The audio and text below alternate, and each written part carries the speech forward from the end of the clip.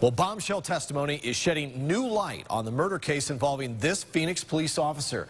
Late today, there was a hearing about whether Officer Richard Chrisman should get his job back. Well, tonight, for the first time, we are hearing from those officers who arrived just minutes after that deadly shooting. And CBS 5's Kara Lou joins us now. And Kara, obviously he's trying to keep his job, so what these officers had to say actually might help Chrisman? Well, the officers say they were certainly surprised by what they read in the court papers about this incident. Officer Eric Rudy and Sergeant Sean Matson were the first to respond after Phoenix officer Richard Chrisman shot and killed Daniel Rodriguez during a domestic violence call in early October.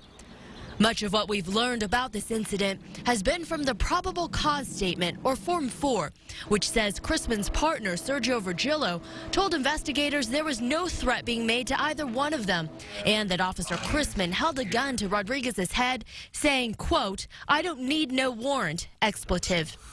Officer Rudy and Sergeant Matson's testimonies paint a very different picture of this shooting, saying that when they arrived on scene, they were told Rodriguez was aggressive. Do you see any discrepancies between the Form 4 and what Sergio told you out at the scene?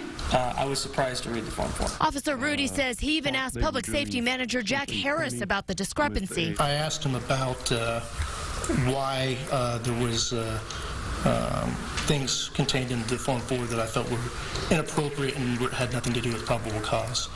And what did he tell you?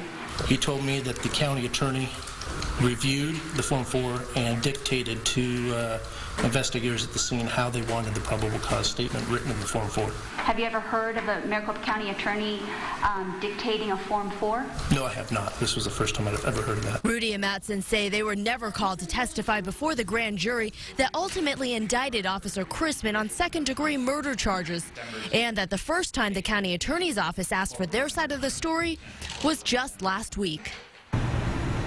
And we contacted the county attorney's office late tonight. A spokesman got back to us saying there was nothing else he could add tonight, and he was unlikely to be able to say much with this case still ongoing.